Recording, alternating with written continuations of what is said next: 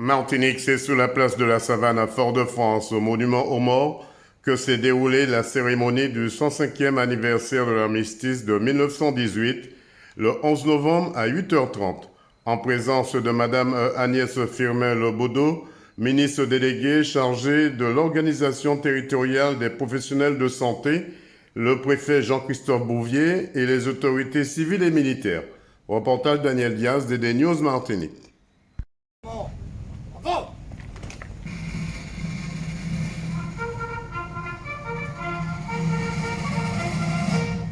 Présentez. Hop! Détachement des forces armées rassemblées avant mon colonel.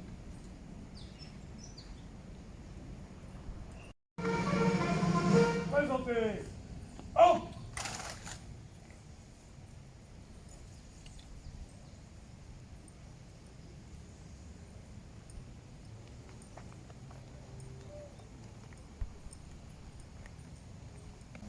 Au drapeau!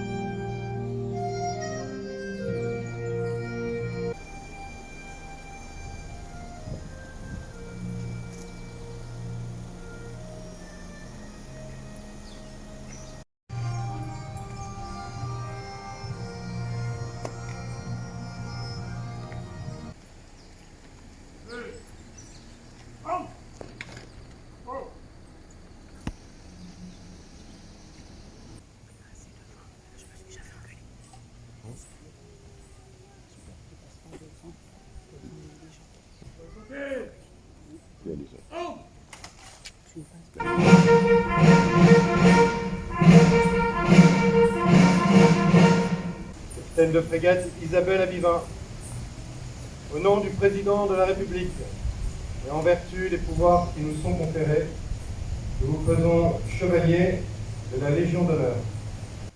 Ouvrez les bords!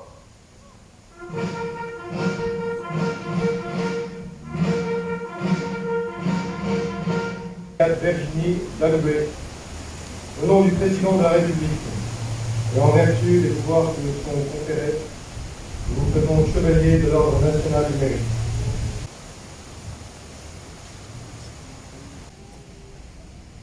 Fermez le bord!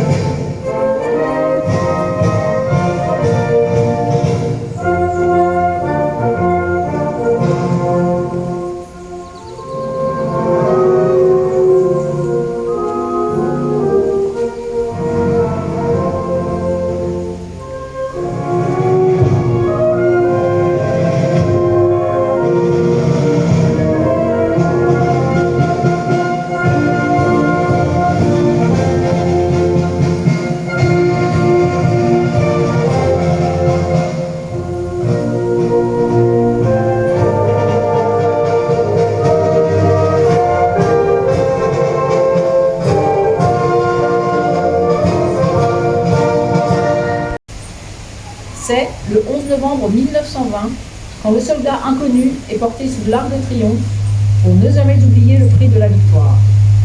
C'est le 11 novembre 1923, quand André Maginot allume la flamme, présence vivante du souvenir des morts. Une flamme qui ne s'est jamais éteinte depuis.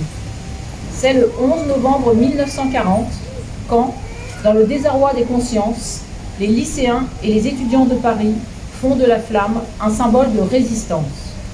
Quand, chez nos compatriotes alsaciens et mosellans, coupés de leur patrie, la résistance s'organise. C'est le 11 novembre 1943, quand les résistants de l'Ain devancent la libération en défilant dans Oyonnax. C'est aussi le 11 novembre 1944, quand la France retrouve le droit de célébrer la victoire. Alors, face aux noms inscrits sur les monuments devant lesquels nous sommes rassemblés, nous nous souvenons de tous les morts pour la France, qui trouvent le repos dans nos mémoires reconnaissantes.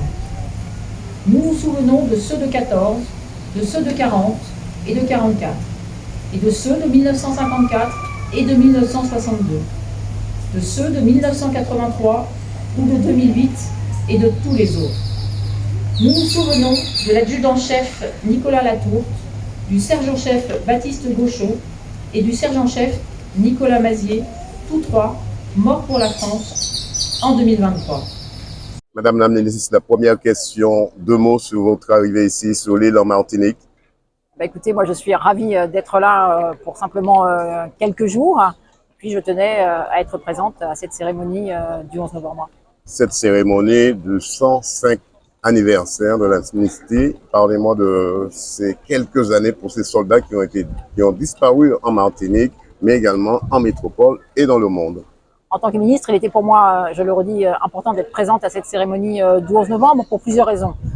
D'abord en hommage aux hommes et femmes qui ont perdu la vie pendant cette guerre de 14-18, leur rendre hommage et aussi rendre hommage à tous les combattants martiniquais qui eux aussi ont laissé un lourd tribut pendant toutes les guerres. C'est aussi l'occasion de rendre hommage à nos forces armées qui sont présentes ici à Fort-de-France, et puis de me féliciter de l'engagement à la fois des classes défense, à la fois des lycées, à la fois des collèges, à la fois du SNU, pour transmettre le devoir de mémoire et le devoir d'histoire. Les jeunes sont présents ici, très nombreux, et ça se fait de plus en plus, mais ici ça se fait depuis 20 ans, et ils sont très nombreux. Et je soulignais que c'est important, cette jeunesse qui s'engage, je le redis, à travers le SNU, à travers les classes défense, mais aussi à travers des actions dans les collèges, ou même du conseil municipal de Fort-de-France. Le futur maire de Fort-de-France était peut-être là aujourd'hui, il a 12 ans,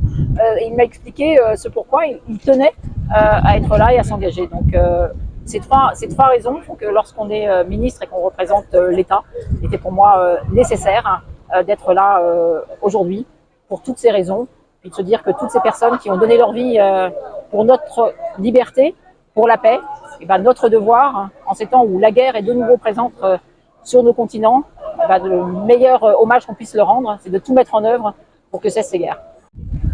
Alors Noé, qu'est-ce que ça te rappelle le 11 novembre aujourd'hui? Ça me rappelle que c'est très important de savoir l'histoire de nos aînés, de ceux qui se sont battus. Nos anciens, nos parents, nos grands-parents. Oui. Aujourd'hui, on a cette liberté, c'est grâce à eux. Quand? Aujourd'hui, on a cette liberté, c'est grâce à eux. Oui. Qu'est-ce qu'on peut te souhaiter? Alors, tu es le plus jeune adjoint au maire de Fort-de-France. Oui. C'est un honneur pour toi. Oui, c'est un honneur. Qu'est-ce qu'on peut te souhaiter? De la réussite. Et de la réussite et de la santé aussi. Oui, merci. L'avenir t'appartient, jeune homme. Merci. De monuments aux morts où furent gravés les noms de tous ceux qui, enfants de ces villes ou villages, qui ne connurent aucune exception, avaient donné leur vie pour la sauvegarde de notre patrie. Au fond de l'âme de chaque Français, ces monuments aux morts avaient sans doute valeur de talisman destiné à exorciser l'indicible et afin que celle que l'on dénomma la Grande Guerre fût la dernière.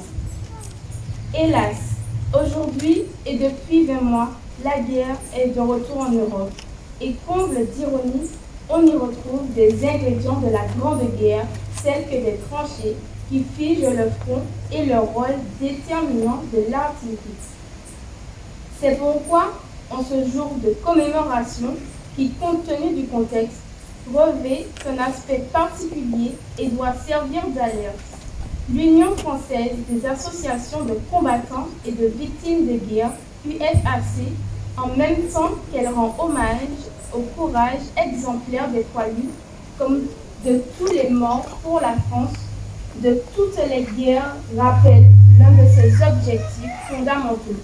S'opposer à tout règlement de conflit par la guerre, l'obtenir par la négociation, agir résolument et avec persévérance pour la paix et œuvrer de ce sens avec les générations nouvelles. Je préfère 2 mots sur cette cérémonie aujourd'hui. Je retiens la présence de nombreux lycéens, nombreux collégiens qui sont venus avec leurs enseignants dans le cadre des classes défense et leur investissement dans cette cérémonie, leur volonté de rester jusqu'au bout malgré la chaleur, c'est quelque chose de très important. Non pas parce qu'ils vont être au garde à vous, mais parce qu'ils vont être porteurs d'une mémoire. Et c'est particulièrement important en Martinique, où à chaque conflit, les jeunes, les Martiniquaises et les Martiniquais se sont engagés pour défendre les valeurs auxquelles ils croient, la liberté et les valeurs républicaines. Ce sont ces jalons que nous plantons aujourd'hui qui fleuriront demain aussi. Ils fleuriront en fonction de l'évolution climatique et du dérèglement climatique, mais je souhaite effectivement qu'ils puissent fleurir et s'épanouir sur leur territoire.